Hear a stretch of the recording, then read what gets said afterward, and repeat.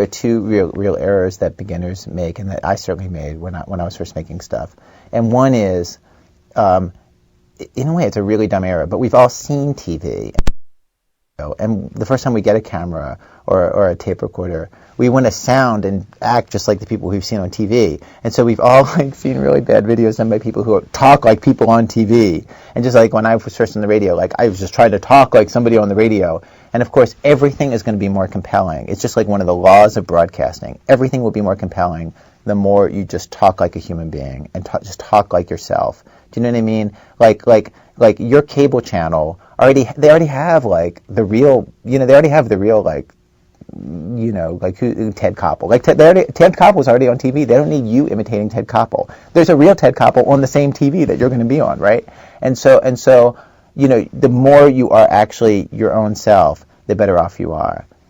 But this brings you to the second problem, which is that often people submit stories to our radio show which show, I don't know how to say this except that it shows that they have a horrible personality, which is to say they're like somebody who only talks about themselves.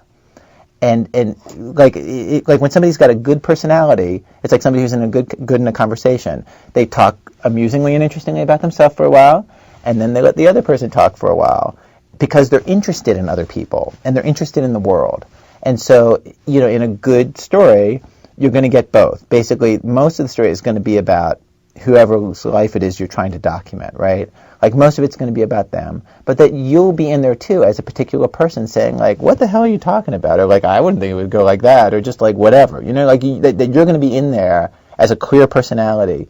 But, I think for a lot of stories, for most stories in kind of a documentary fashion, I don't know, for a lot of stories, another person is going to be the main character of the story. But even if it's a first-person story documenting your life, what's interesting isn't just like your take on things. It's seeing you interact with other people, right? And seeing other people through your eyes and seeing the other people who you have to deal with.